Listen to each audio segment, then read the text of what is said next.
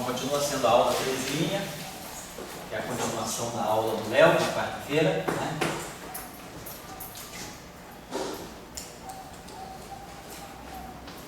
Os câmbios relativistas.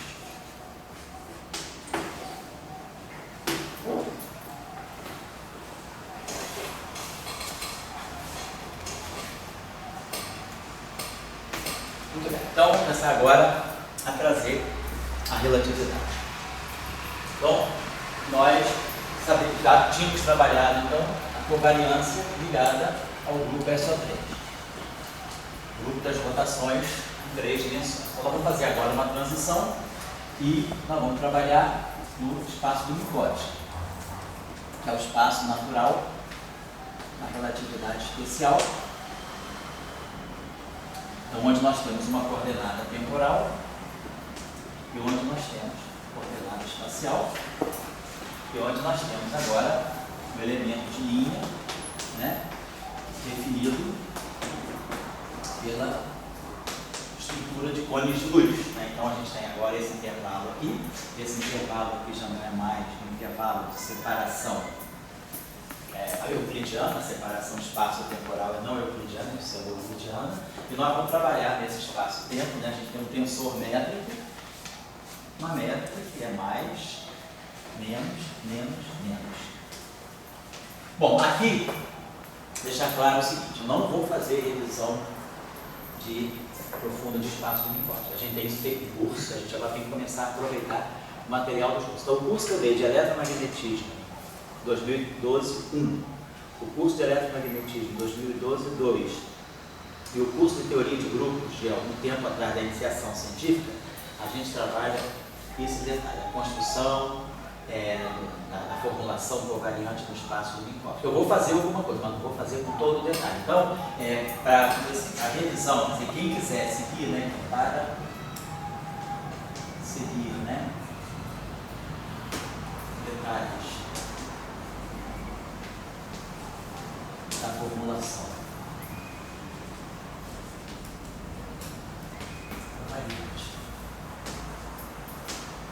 O espaço do Minkowski.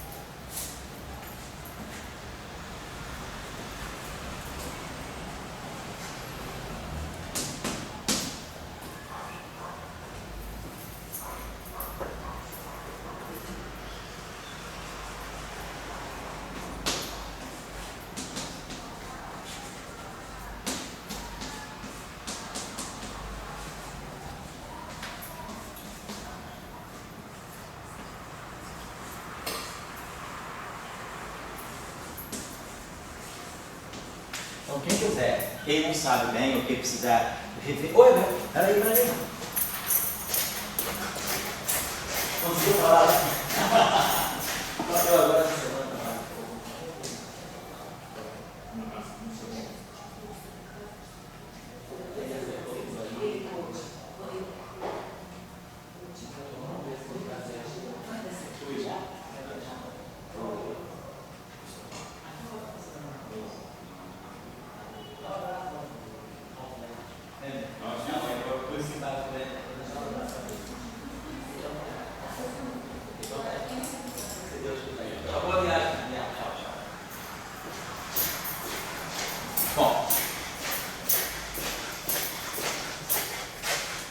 Ou então, eu vou pedir às pessoas que estão fazendo esse curso, mesmo que não estão presentes aqui, que estão assistindo de fora, que é material que a gente fez, não é inútil a gente ficar repetindo o mesmo material no curso. E esse curso aqui, lá no curso de eletromagnetismo, né, E nos cursos, sobretudo de iniciação científica, eu faço isso com bastante detalhe para ver como é que forma-se a rotação covariante, todos os truques. Então, eu não vou repetir isso aqui, tá? Acho que esse curso aqui já pressupõe que a gente já está um pouquinho mais avançado. Então, eu estou dando como pré-requisito, quem quiser está lá, tudo gravado lá, pode seguir à vontade.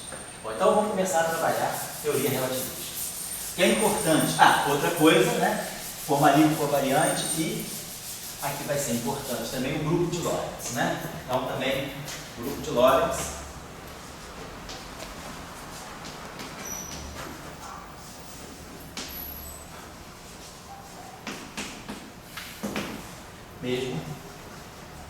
Mesmas fontes. Não vou também fazer todos os detalhes do grupo, não vou nem fazer detalhes, tá lá, supõe-se que está lá, isso é matéria pré-requisito. Então vamos começar a trabalhar o grupo de Lorentz. Então, o grupo de Lorentz para nós, o grupo SO13, então, vamos colocar a nossa formulação. Esse grupo aqui é um grupo com a seguinte característica: todos os passos de Minkowski, eu vou fazer transformações de Lorentz que seguem essa regra aqui. Lambda, mini, x. As matrizes que fazem as transformações, elas têm essa propriedade aqui, lambda transposto, métrica lambda igual a eta, determinante de lambda igual a 1. Então, essas transformações aqui são as transformações que caracterizam o grupo SO13. Os geradores do grupo SO13 para nós são objetos do tipo, vamos chamar esses objetos aqui, sigma mini, matrizes sigma mini, antissimétricas nessa prova de índice. Esses índices aqui não são índices de linha e coluna, são índices de matriz, é a matriz sigma mini, significando que eu estou fazendo uma transformação de Lorentz, uma rotação do plano xmi, xi. Então isso aqui é o gerador, né, seria o geradores das rotações. Vamos botar gerador das rotações do plano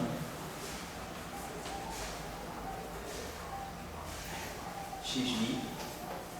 Então, como a gente fez, exatamente como a gente faz no caso de SO13. Eu faço uma rotação do plano XY, faço uma rotação do plano YZ e faço uma rotação do plano ZX. Aqui eu vou fazer uma rotação do plano 0, 1, quer dizer, no plano TX, no plano TY, no plano TZ, no plano XY, no plano YZ, no plano ZX. As rotações do plano tempo e espaço são os chamados bustes que fazem as transformações de Lorentz. Então, para nós estamos parametrizando uma transformação de Lorentz dessa forma aqui.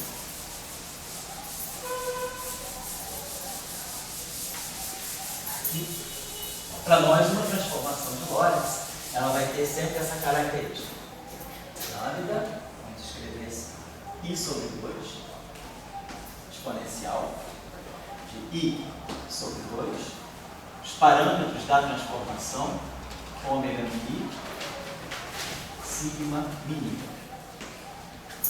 Então isso aqui está me representando uma transformação de Lorentz, né, com esses parâmetros aqui. Por exemplo, se eu fizer uma rotação no plano XY, então aqui eu vou botar o parâmetro ômega XY, quer dizer, o parâmetro ômega 1, 2, que dá o ângulo de rotação no plano XY, em torno do eixo dos eixos. Né? Então vamos depois pegar casos especiais aqui. E o que a gente sabe, né, o que a gente vai colocar aqui, é que essa transformação aqui em caráter infinitesimal, se eu pegar a transformação infinitesimal de Lorentz, essa transformação aqui em caráter infinitesimal, vamos escrever ela assim.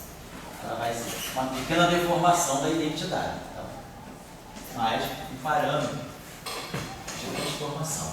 Então, parâmetro infinitesimal. Ou eu posso colocar. Vou colocar desse modo aqui. X.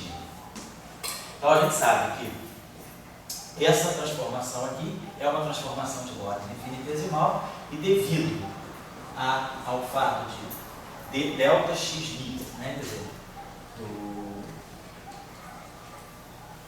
ds2 ser invariante, né, quer dizer, se fizer uma transformação infinitesimal aqui para nós, né, o que nós queremos aqui, x seja invariante. Então, para que esse objeto aqui seja invariante, necessariamente o que segue disso aqui é que ômega mini é igual a menos ômega mini. A matriz aqui é a ancimétrica. Bom, e daqui, a gente sabe que para obter essa transformação daqui, a partir daqui, é preciso que o nosso objeto, o nosso elemento de matriz, quer dizer, que o meu ômega mini, elemento kappa lambda, seja menos I, delta de kappa I, delta de mi lambda, menos delta de mi lambda, delta de kappa. Tudo isso está feito em detalhe lá nos cursos, tudo isso tem uma razão para chegar, tudo isso. Eu estou só indo mais rápido para poder pegar o que é essencial para nós tratarmos aqui. E aí quem quiser ver os detalhes de como se gera tudo isso, está tudo feito lá. Então, se eu colocar essa expressão aqui para esse elemento de matriz aqui, se eu pegar essa matriz aqui, para imaginar que essa matriz que está atuando aqui, eu estou imaginando que eu vou fazer essa transformação. Vou botar isso aqui.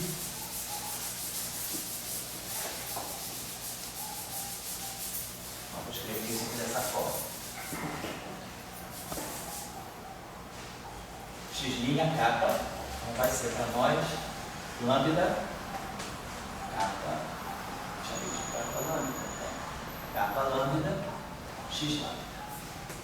Quem é essa nossa matriz aqui? Então isso aqui é x' kappa. Isso aqui é exponencial de I sobre 2, ômega mini, geradores, sigma mini, elemento linha kappa, coluna lambda, x lambda. Faço a transformação infinitesimal. Primeiro termo é a identidade. O elemento de matriz da identidade é o delta de kappa lambda. Segundo termo vai ficar mais I sobre 2, ômega mini, sigma mini, kappa lambda. Então, para que esse resultado aqui gere exatamente esse resultado aqui, basta colocar esse sigma aqui lá. O I por menos I vai dar 1, aí vai ficar delta de kappa mi, eta de mi lambda. Então aquilo lá vai me dar um ômega kappa lambda. É o primeiro termo. E o segundo termo, quando eu fizer esse segundo termo, vai ficar mais I. O mais I dá menos 1, vai ficar menos ômega lambda kappa. Mas menos ômega lambda kappa é ômega kappa lambda. Dá 2 ômega kappa lambda. Esse 2 cancela com aquele 2 e reproduz esse resultado. Delta x kappa. Delta x kappa, na verdade, esse é o x' kappa. X' kappa, tá dessa forma. X' kappa vai ser x kappa, delta de kappa lambda, mais ômega kappa lambda, x. Tá, só para a gente ter uma ideia. Então, para nós, os geradores do grupo de Lorentz, na chamada representação vetorial, então as matrizes são essas aqui. Os geradores são esses aqui. Então, nós temos esses geradores aqui. Deixa eu apagar isso aqui. Então, cada gerador está fora esse sinal menos I, esse fator menos I. Então, por exemplo, se eu fizer uma transformação de Lorentz, eu faço sigma 0, 1, significa que eu estou fazendo uma transformação de Lorentz no plano Tx. Então, esse objeto aqui, essa matriz aqui, ela vai seguir esse padrão aqui. Elemento kappa, essa matriz aqui vai ter esse elemento. Ela vai ser menos I, delta de kappa é 0, eta de 1 lambda, menos eta de 0 lambda, delta de kappa 1. Essa matriz vai ter, essa minha matriz sigma 0, 1, ela vai ser menos I, e aqui tem uma matriz 4 por 4. Então, ela vai ter, o kappa só pode ser 0, ou o kappa só pode ser 1. O lambda só pode ser 1 ou só pode ser 0. Então, se a gente chamar isso aqui, coluna, linha 0, linha 1, linha 2, linha 3. Coluna 0, coluna 1, coluna 2, coluna 3. Então, eu vou ter aqui, kappa poderia ser 0, e o eta 1. Então, essa matriz vai ter esse elemento aqui, 0. Kappa, se isso aqui for 0 e isso aqui for 1, fica eta 1, 1, é menos 1. Aqui dá 0, aqui dá 0. Depois o elemento, né, se eu pegar aqui 1, 0. Então, linha 1, coluna 0. Então, vai ficar 1, 0. Então, isso aqui dá 0. 1, 1, entra 0, 0. Então, dá menos 1 também. Menos 1, 0, 0, 0. Aí, tudo 0 agora. Então, esse aqui é o objeto que me gera essa transformação. Vamos olhar o que é essa transformação de Lorentz aqui. Então, essa transformação de Lorentz aqui, gerada especialmente por aquela matriz ali.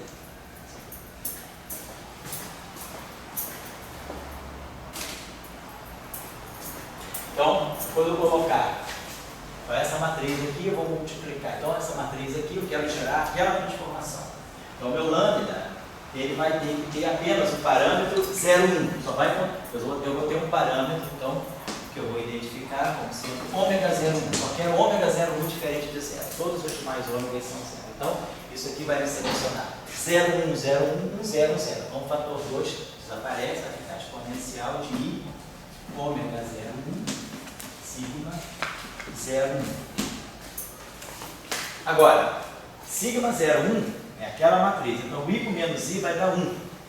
Então, na verdade, eu vou estar exponenciando isso aqui. Exponencial de ômega 0,1 vezes o I com menos I vai cancelar. Vai ficar essa matriz aqui sem o I. Vamos botar, chamar essa matriz aqui de uma matriz M. Que matriz vai ser essa aqui? Vai ser essa matriz aqui.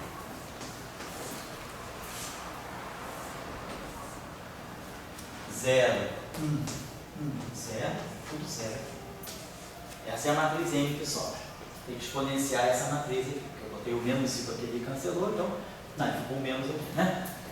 O menos I com o I cancelou e ficou o menos 1. Então, tem que exponenciar essa matriz. Exponenciar essa matriz é só elevar isso aqui a todas as ordens. Então, é fácil. A matriz M2, se eu levar essa matriz aqui ao quadrado, ela vai dar sempre essa estrutura. Aqui vai ficar a identidade 0, 0, 0. Se eu pegar a matriz M a terceira, vai dar o próprio M. Se eu pegar a matriz M a quarta, vai dar de novo essa. 1, 0, 0, 0. Então a gente já viu como é que vai somar essa série. Essa série aqui vai ser fácil de somar. Nós vamos ter lambda, vai ser primeiro termo, a identidade. Segundo termo, menos ômega 0,1 vezes M. Depois o termo quadrático, mais um meio de ômega 0,1 ao quadrado e a matriz M ao quadrado. A matriz M ao quadrado dá essa estrutura aqui. Dá identidade, 2 por 2, 0, 0, 0. Depois a matriz M a terceira. Então vai ficar aqui menos 1 sobre 3 fatorial, ômega 0,1 a terceira, M. Depois, 1 sobre 4 fatorial, ômega 0,1 a quarta, e aqui, de novo, identidade, 0, 0. Então, ficou claro que as potências ímpares têm M e as potências pares têm a identidade aqui. O resto tudo aqui é 0. Então, quando eu somar tudo isso, fica claro que nós vamos ter, a minha matriz lambda vai ter essa estrutura aqui.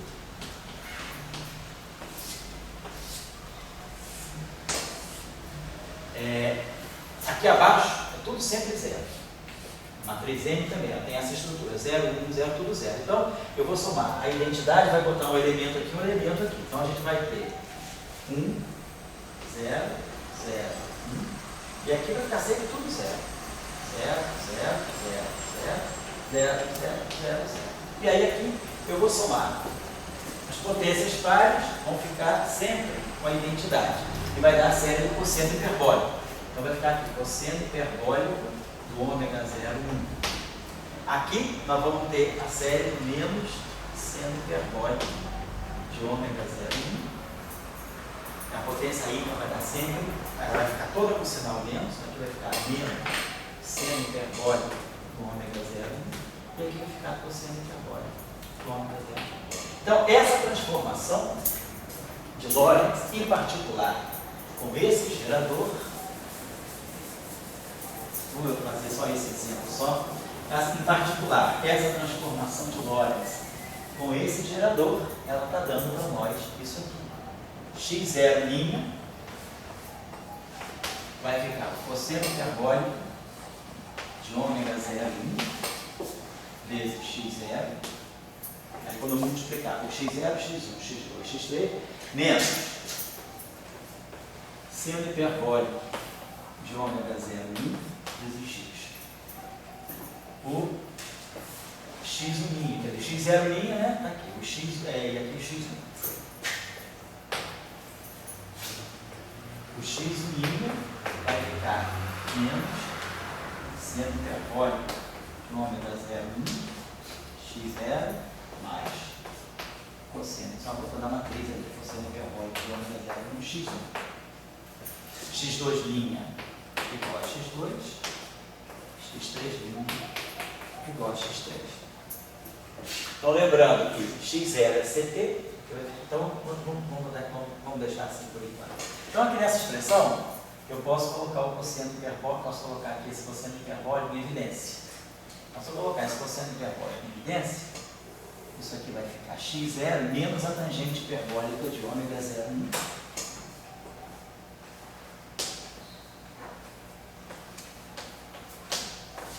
Vezes x1. E aqui, a mesma coisa, eu vou colocar esse cosseno hiperbólico em evidência. Vai ficar cosseno hiperbólico de ômega 0,1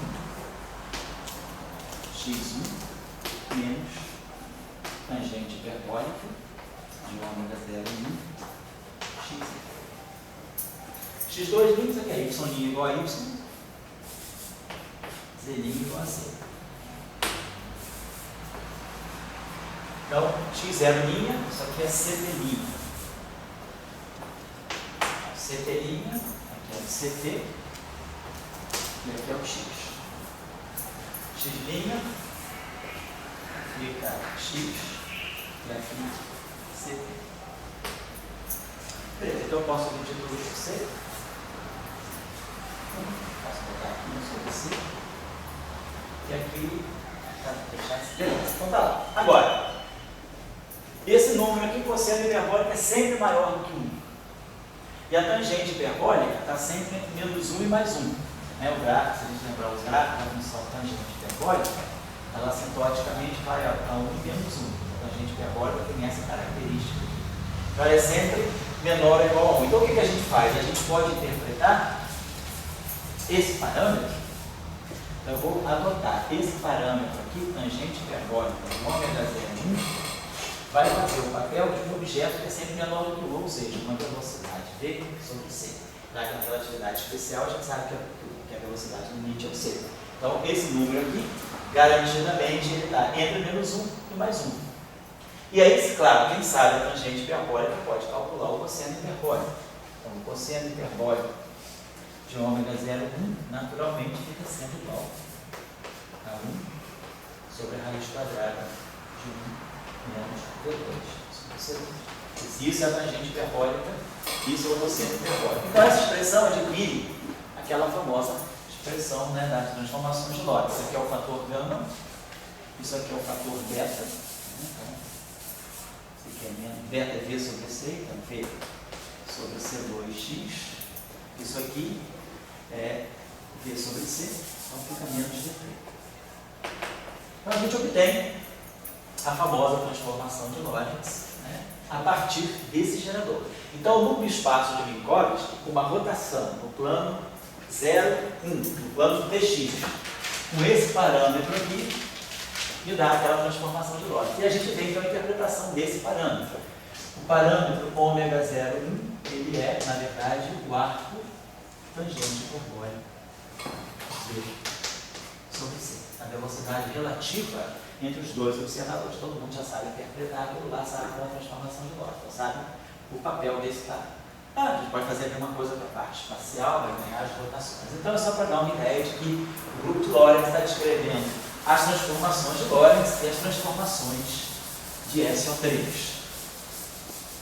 Lá no nosso curso também, lá no projeto de videoaulas também, no semestre passado, no semestre atrasado, na aula de eletromagnetismo, a gente tirou a expressão da álgebra de Lie do grupo de Lorentz sigma mini, o gerador sigma mini, trabalhado com o gerador sigma kappa lambda, a relação de comutação entre eles, esse aqui tem um menos I, esse aqui tem um menos I, então vai ficar um menos I, tá certo? Então isso aqui vai ficar menos I, isso aqui dá para nós, eta de mi lambda, eta de mi kappa, menos eta de mi kappa, eta de mi lambda, mais, e aí menos eta de mi kappa, eta de mi lambda, menos eta de mi lambda, mi kappa, meu Deus do céu, eta de mi lambda, sigma de mi kappa, mais eta de mi kappa, sigma de mi lambda, menos eta de mi kappa, sigma de mi lambda, menos eta de mi lambda, sigma de mi kappa. Então lá no curso a gente mostra que a partir dessas relações aqui, a gente mostra que a álgebra de Lie do grupo de Lorentz, ela se desmembra em duas álgebras de Lie SU2 complexas. Então, tem dois SU2, temos aqui o chamado spin I e aqui o que a gente chama de spin, a gente chama de um J de um K. Fez olhada no curso, tem isso aqui. Então, cada representação do grupo de Lorentz é caracterizada por um par JK. JK podendo ser inteiro ou semi-inteiro, igualzinho no momento angular, são dois SO2. Então, as representações fundamentais do grupo de Lorentz, né, são as representações do tipo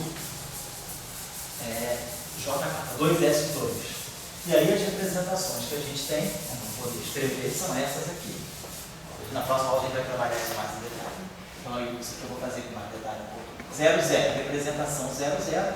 Nessa representação, então, aqui, todos os geradores são identicamente nulos. A transformação de Lorentz é a própria identidade. Então, essa transformação aqui é a transformação dos campos escalares, né? Onde a gente tem os campos que se transformam segundo a transformação de Lorentz, filhinho de x', né? Eu coloco aqui T', x' igual aqui de dx. Então, a representação dos campos escalares. Depois, a gente pode estudar a representação meio zero e a representação zero meio. A gente já sabe, então, essa representação meio zero é a representação, né, bidimensional. Então, vamos colocar aqui os chamados Fermi, Divari, Left e Handed. Por isso que eu já vou começar a fazer na aula que vem, porque na aula que vem eu já vou começar a escrever com vocês as equações de Divari para neutrino. E aqui são os Divari. Então, na próxima aula, nós vamos começar a trabalhar em mais detalhe cada representação. O que eu vou supor sabido é até a gente chegar às representações do tipo JK, que é um mero exercício algébrico de separar a álgebra de Lie.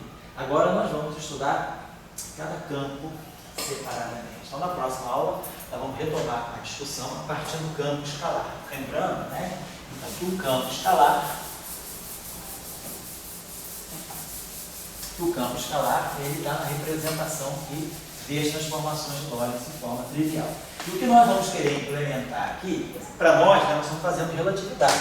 Relatividade, para nós, ela trabalha essa relação cinemática entre energia e momento. E2 igual a T2C2, né? Mais M2C4.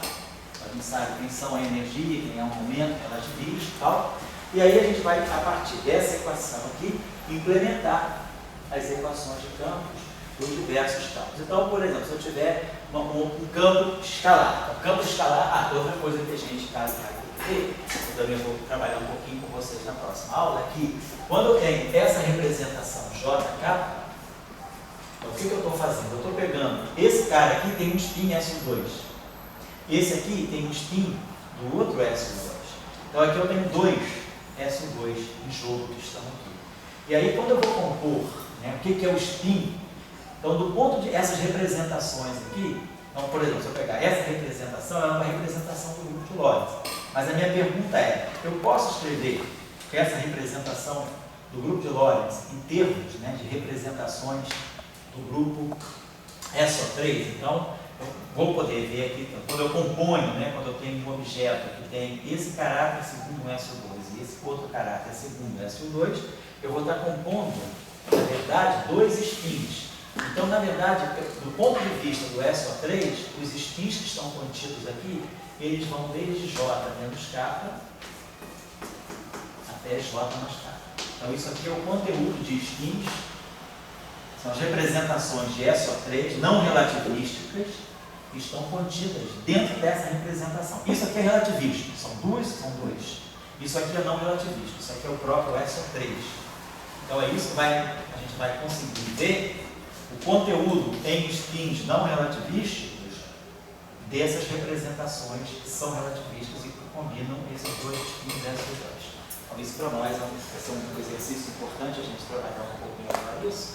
Então, só para começar, só para finalizar essa aula, a gente vai querer impor essa relação aqui em cima, por exemplo, de um campo escalar. As equações de onda relativísticas, elas vão expressar, na verdade, duas coisas.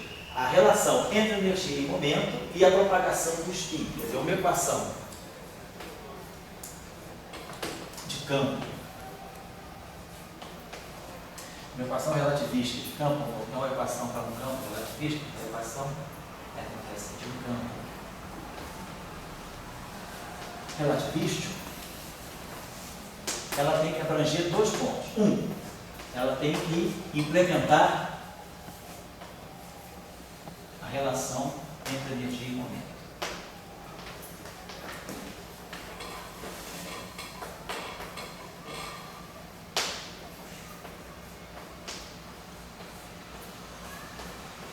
E dois, ela tem que implementar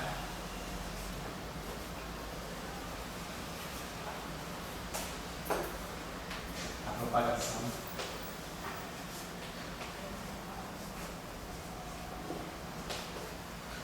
do spin associado ao campo.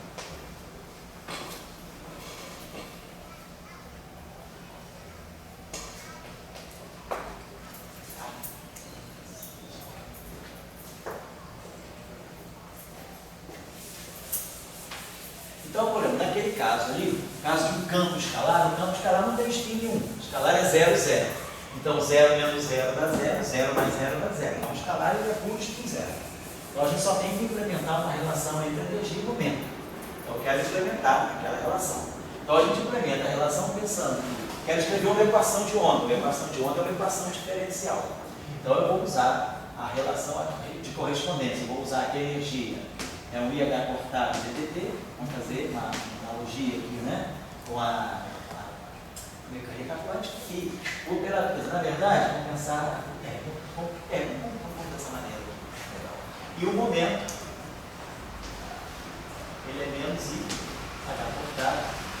Então, a gente sabe que se eu quiser implementar uma equação, mesmo que eu esteja colocando H cortado, a coisa está ficando com um caráter, vamos dizer assim, um caráter relativístico, ou mecânica. Vamos fazer assim, vamos fazer de uma outra forma. Vamos primeiro pensar na relação radiação. Tem radiação. Então, aquela relação lá é uma relação entre energia e momento que, na verdade, eu posso pensar, a gente sabendo que a energia, se eu for olhar essa relação aqui, do ponto de vista da relação entre partícula e onda, a gente sabe que a energia é H cortado ômega. Então, isso aqui fica H cortado ao quadrado, ômega 2. Momento é H cortado K. Então, isso aqui fica H cortado ao quadrado, K2, C2. Isso aqui é o M2, C4. Então, a gente pode pegar essa relação, fazer o seguinte, dividir tudo por H cortado ao quadrado. Então, eu tenho ômega 2 igual a K2, C2, mais M2, C4 sobre H cortado ao quadrado. Eu vou chamar isso aqui de um parâmetro μ ao quadrado. Vou esconder o H cortado ao quadrado junto com aquele M2, C2. Então, eu tenho essa relação de dispersão. Isso é uma relação de dispersão que me dá frequência e momento. a gente sabe que a frequência, ela, quando eu pego uma onda plana, né, a frequência ela tem aqui, kx menos ômega 2. Isso aqui é a versão de Fourier, né, de um operador diferencial. Então, o ômega, né, então a gente sabe que derivar em relação a tempo é produzir menos i ômega. Ou seja, IDT da frequência. E se eu derivar em relação a x, eu obtenho o IK. Então, menos I gradiente produz o momento. Então, aquela relação de dispersão vista, né, no espaço, nas frequências dos vetores de onda, uma relação de dispersão, portanto, uma relação do espaço de Fourier, se eu for olhar essa relação no espaço das configurações, isso aqui é I de dt. Então, isso vai produzir menos dt ao quadrado. Isso aqui está produzindo C2 laplaciano. Menos C2 laplaciano. Isso aqui está produzindo I ao quadrado. Então, essa equação está ganhando da seguinte forma. Vamos dividir tudo por C2. Então, isso aqui é 1 sobre C2, D2 dt2, mais o laplaciano.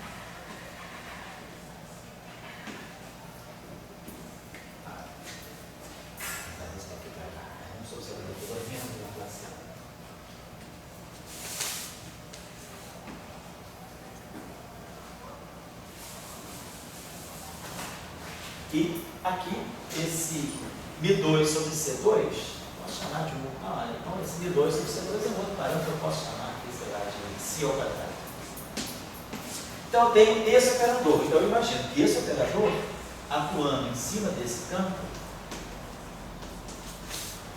se eu olhar aquela equação é, na verdade, a versão transformada de Fourier dessa equação. Seria, isso aqui me daria menos ômega 2 sobre C2, isso aqui me dá mais K2,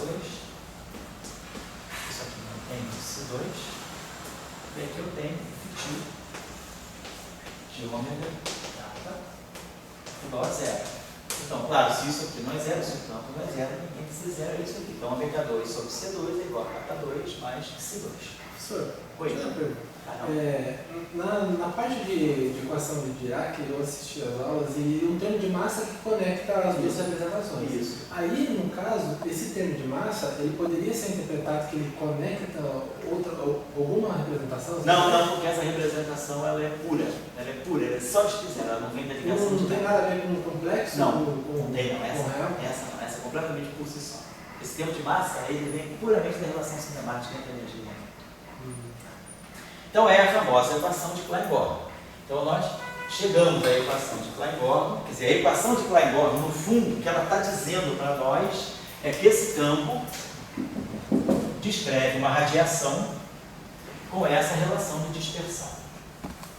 Se depois nós associamos um campo, radiação, vemos a natureza corpuscular da radiação, então esse campo, que é um campo de radiação, essa radiação vai ser quantizada.